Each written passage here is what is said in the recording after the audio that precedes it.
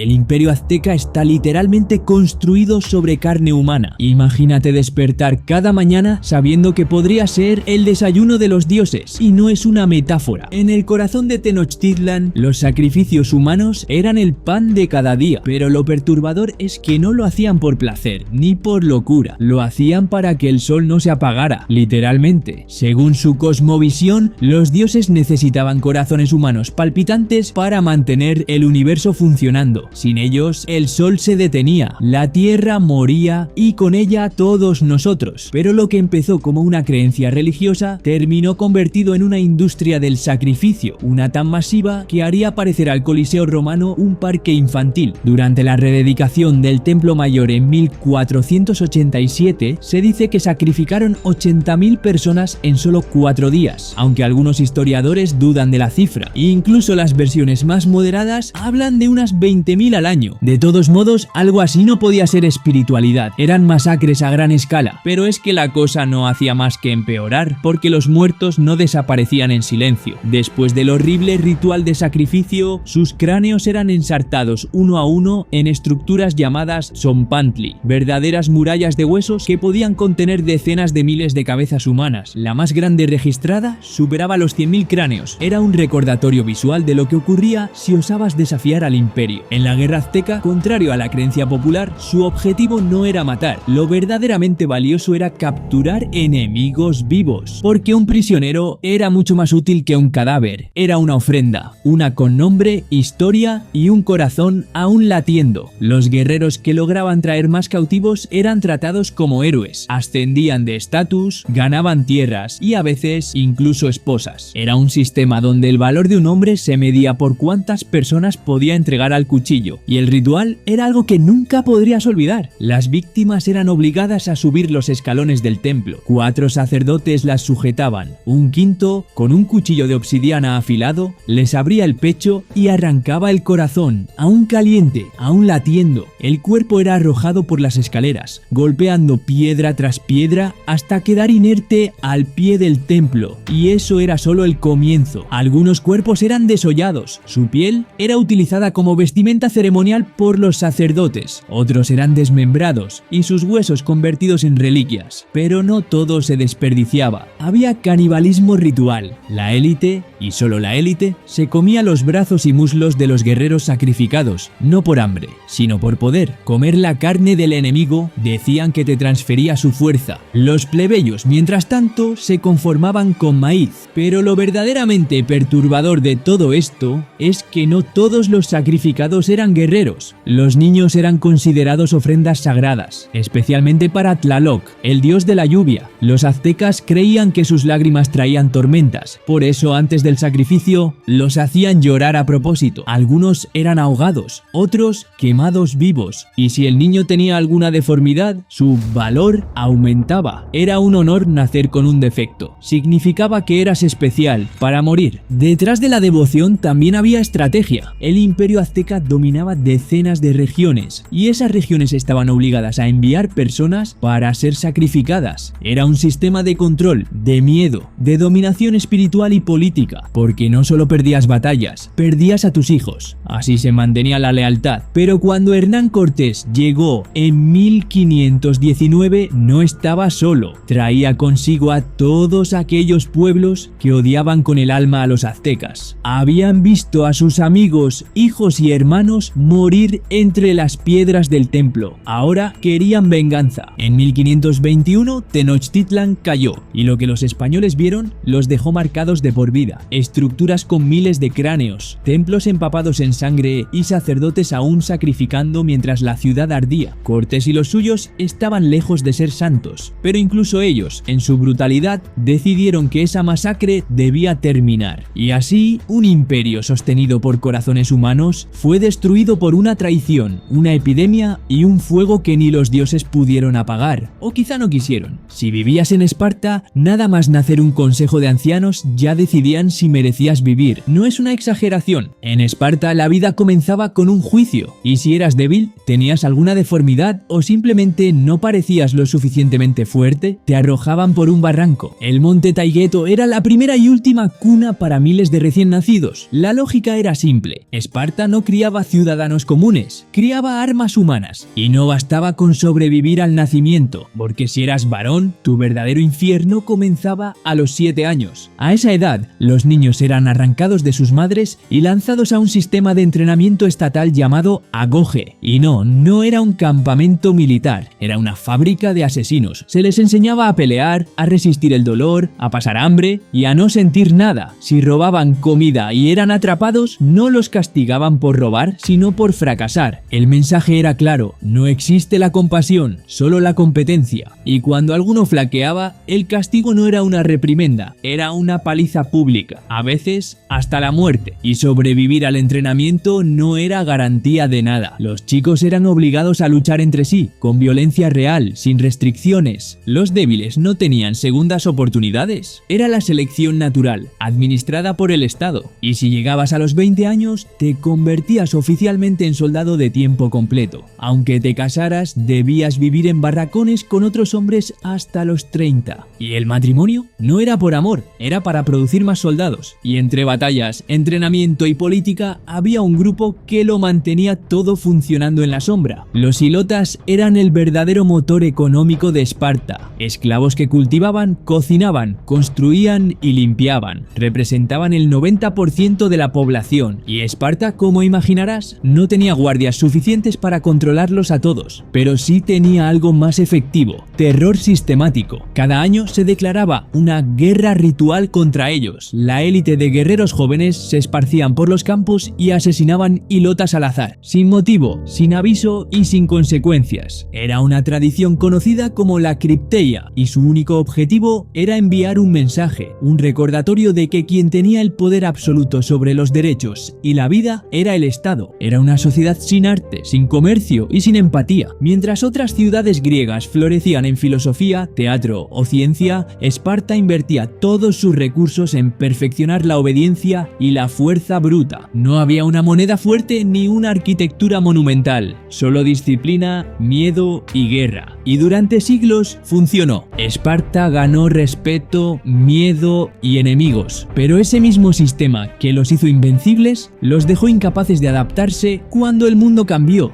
Mesopotamia. La próxima vez que te quejes de una multa de tráfico, recuerda esto: en la antigua Mesopotamia, olvidar una cláusula en un contrato podía costarte un ojo o una vida entera, porque en aquella civilización, una de las más avanzadas de la historia, la justicia no se medía con balanzas, se medía con cuchillos, sogas y ladrillos ensangrentados, y los castigos eran diferentes según tu profesión y según el sexo. Lo más curioso es que no eran unos simples salvajes sin ley, al contrario, tuvieron el primer código legal de la humanidad, un sistema estructurado y detallado con más de 280 leyes inscritas en piedra. Hammurabi lo llamó justicia, pero cuando lees sus castigos te das cuenta de que lo que buscaban era una forma de venganza oficializada. ¿Construiste una casa que se derrumbó y mató a alguien? Entonces debías pagar con la vida de tu hijo. ¿Rompiste el hueso de un noble? Entonces prepárate, el Estado vendría a romperte el tuyo. Y eso solo era el comienzo. Las penas eran creativamente sádicas. Había empalamientos, ahorcamientos y mutilaciones públicas. A veces te desollaban vivo, en otras te emparedaban dentro de los muros, aún respirando, como sacrificio para proteger la estructura del edificio. Algunos terminaban devorados por leones, frente a multitudes que no miraban por morbo, sino por advertencia. Y si crees que esto se aplicaba solo a criminales violentos, estás equivocado. La lista de ofensas mortales incluía desde errores médicos hasta discusiones familiares.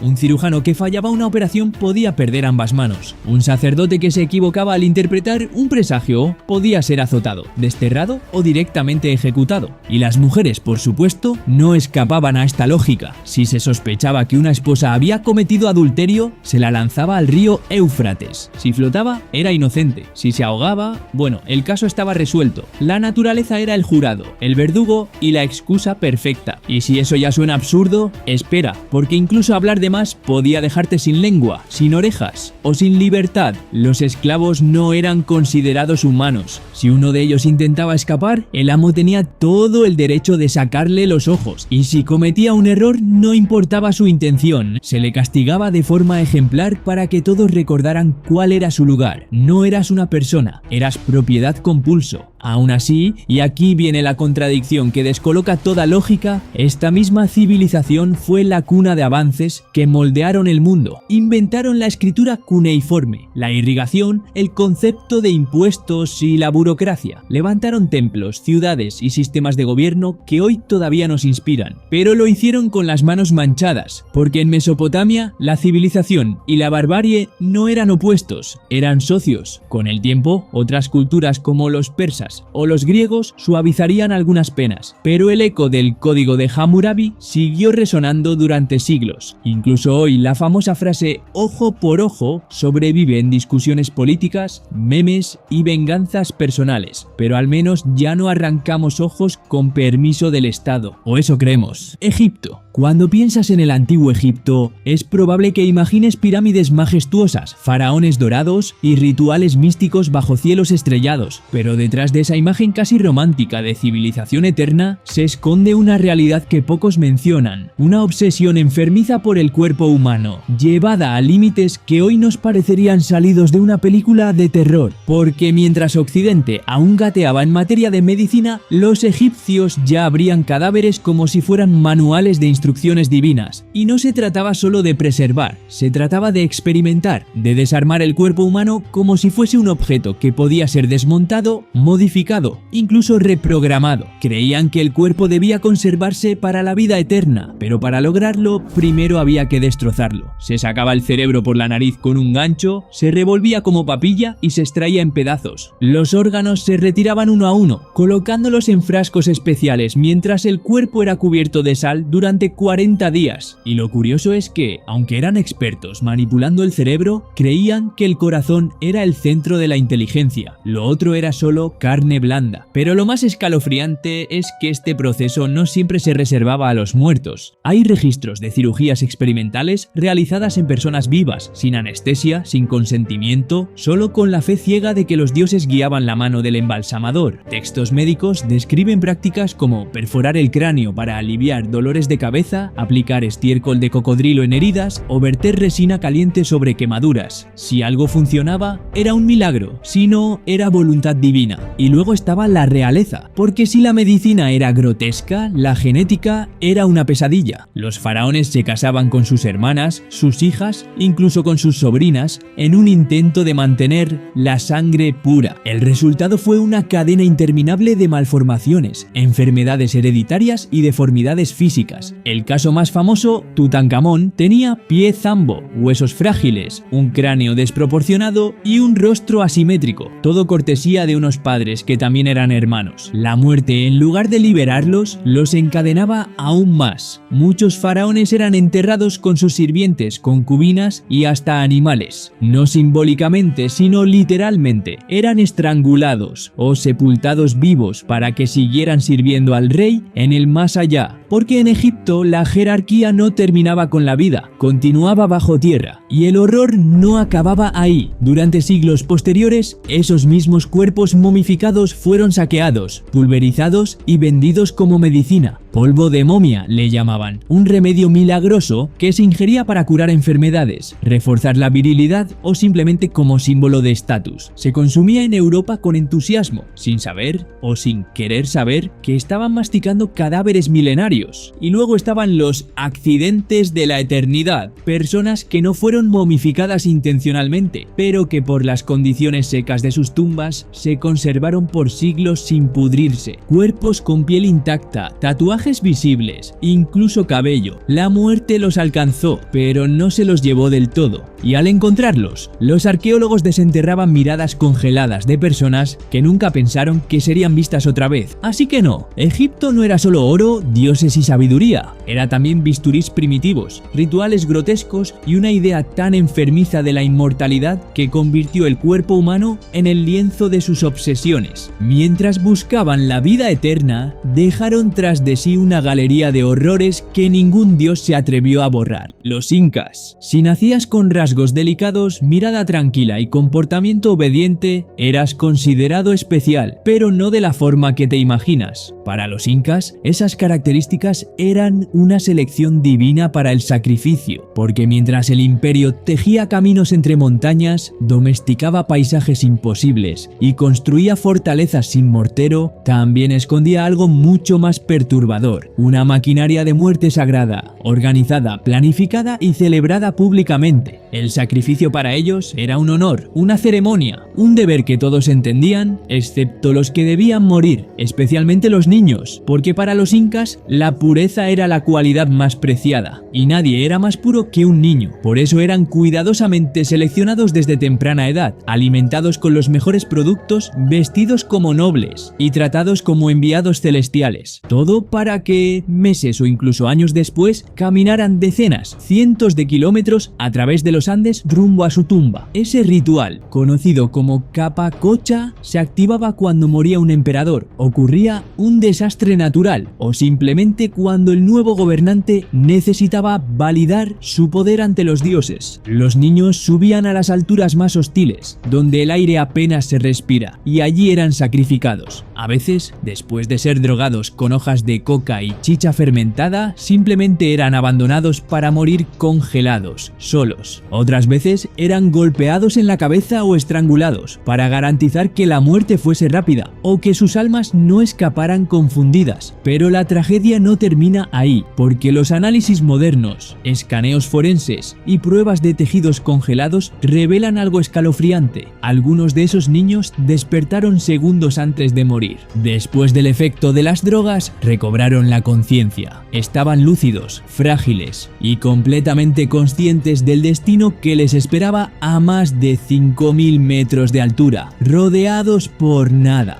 excepto por el silencio blanco del hielo eterno. Y no eran solo los niños, las esposas del emperador también debían seguirlo a la tumba. Lo mismo ocurría con sirvientes, concubinas y nobles de confianza. En muchos casos eran enterrados vivos junto al cadáver real, como una comitiva para el más allá. En la visión incaica, servir a tu señor no terminaba con la muerte, continuaba en la otra vida, y negarse no era una opción. Algunas tribus sometidas practicaban también el canibalismo ritual. No era visto como un acto salvaje, sino como una forma sagrada de prolongar la fuerza del guerrero sacrificado. Su cuerpo no se desperdiciaba, se consumía con reverencia para que su poder no muriera, sino que circulara dentro de la comunidad que lo venció. Pero lo más macabro de todo era su dimensión política, porque estas prácticas no se limitaban al mundo espiritual, también eran una herramienta de control. Las regiones dominadas estaban obligadas a enviar personas para los sacrificios. Era una forma silenciosa pero devastadora de recordarte quién mandaba. Si te rebelabas, perdías el territorio y a tus hijos convertidos en ofrendas. Te derrotaban físicamente y te quebraban el alma, y sin embargo nadie lo cuestionaba. Para los incas, morir así era lo más alto a lo que un ser humano podía aspirar. Lo llamaban honor, pero para quienes caminaban hacia la muerte con los pies vendados y joyas reales colgando del cuello, aquello era una verdadera pesadilla. Todo ese sistema de creencias, ritos y control colapsó en pocas décadas cuando los españoles llegaron en 1532. Traían consigo espadas, fuego, pólvora y viruela. En un abrir y cerrar de ojos, el gran imperio que adoraba la sangre se desmoronó ante el caos, la enfermedad y la traición. Pero lo que dejaron atrás, aparte de arquitectura y mitología, fue un rastro de sacrificios congelados en el tiempo y rostros infantiles dormidos en la muerte, con historias que solo ahora estamos empezando a comprender.